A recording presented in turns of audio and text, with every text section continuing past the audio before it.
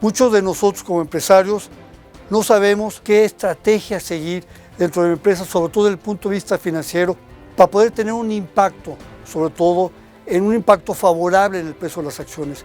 Tomamos muchas medidas que algunas son buenas, otras tienen un impacto de corto plazo, otras no tienen ningún impacto, y gran parte de la preocupación sobre todo lo que viven las empresas es realmente generar valor para los accionistas, y la única manera en este aspecto poder generar es cómo yo poder tener un impacto a largo plazo en el precio de las acciones que nos dé un poco de bienestar a la gente que está arriesgando su dinero en este tipo de empresas. Hay muchas teorías que hablan de la cuestión de evaluación. De hecho, nosotros aquí en el IPADE hablamos mucho de la parte de evaluación. Hay varias teorías que nosotros revisamos en la parte de evaluación que definitivamente están basadas en muchos supuestos, sobre todo porque cuando hablamos de evaluación hablamos del futuro, hablamos de cómo se va a comportar el futuro, y el futuro vemos que cada vez es más incierto, es más difícil predecirlo. Entonces eso genera varios supuestos y genera también que muchos de los precios que logramos obtener o los impactos que pueden llegarse a darse en las acciones no se den definitivamente. ¿Por qué? Porque el comportamiento, muchas de las variables de las que pensamos que se va a dar, simplemente no se va a dar. Yo esto lo estuve analizando a través de la investigación que estuve haciendo, y decidí no meterme a hacer un análisis tradicional a través de proyecciones. Me metí a una cuestión mucho más simple, que es el análisis de múltiplos. El análisis de múltiplos, aquí algo muy sencillo, tiene variables, está fundamentado también como cualquier principio de evaluación. Obedece a varios principios de evaluación, que es la capacidad que tiene la empresa de generar flujos futuros en el tiempo, y otro aspecto muy importante que es la parte del riesgo. Son dos principios fundamentales en los cuales se basa la evaluación, y para este caso manejé variables de desempeño, unas relacionadas con el estado de resultados, como son las utilidades, o lo que es el EBITDA también, que es algo que cada vez se utiliza más, y por otro lado utilicé algunas variables también que se encuentran dentro del balance, fundamentalmente que es la parte del valor en libros básicamente, o también lo que llamamos es todo lo que se refiere a lo que es el capital invertido, que se refiere a todos los recursos tanto de deuda como de capital que se invierten dentro de la empresa. Esas son las variables fundamentales que yo traté de utilizar.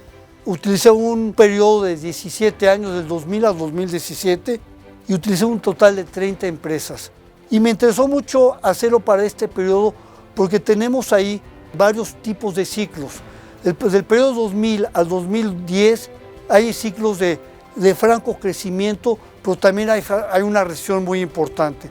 Recesiones que encontramos en el periodo 2001, 2002, 2009, que son recesiones muy importantes. Y también tenemos crecimientos que se dan en el 2010, ¿no? Como son parte.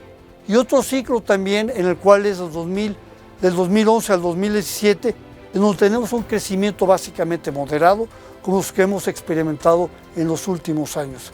Las conclusiones son realmente interesantes.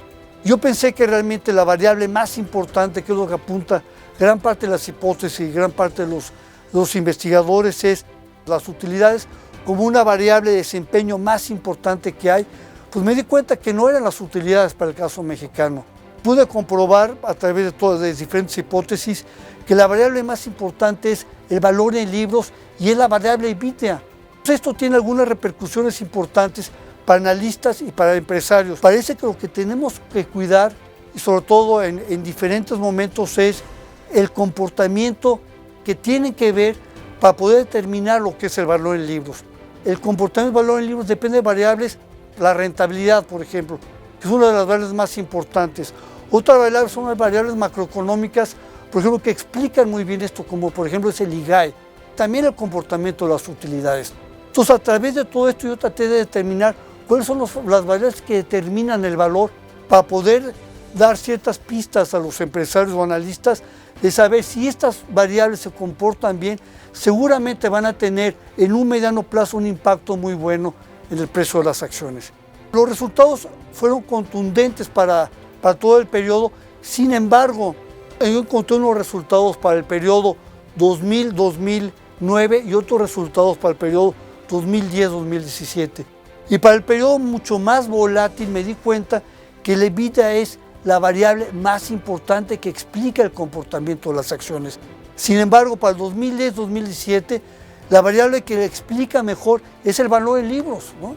Las dos muy pegadas, pero una sí realmente se empeña mucho mejor que las otras. Entonces parece que son las dos variables más importantes.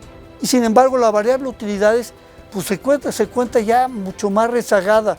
Parece que la variable utilidades, a pesar de que es una variable fundamental, ya los inversionistas se voltean a ver otro tipo de variables que no necesariamente es la variable tradicional que veníamos analizando por varias razones, ¿no? La variable de utilidades nos da mucha información, pero también se encuentra distorsionada. Y se encuentra distorsionada por políticas fiscales, por políticas también que tienen que ver con la depreciación de activos fijos también. Entonces la variable EBITDA es una variable mucho más limpia en ese aspecto. La variable que tiene que ver con valor en libros también es una variable que está teóricamente muy bien fundamentada y realmente es una variable que se ha utilizado anteriormente y parece que cada vez se empieza a cobrar más fuerza. He encontrado a través de la literatura que cada vez algunos nuevos autores empiezan a encontrar que estas variables son las que llegan a tener mucho más impacto y me parece que estos nuevos hallazgos, a diferencia de lo que había anteriormente, pueden dar nuevas luces a los empresarios y analistas y saber qué impacto van a tener las acciones en un mediano y largo plazo dependiendo del comportamiento de estas nuevas variables de desempeño.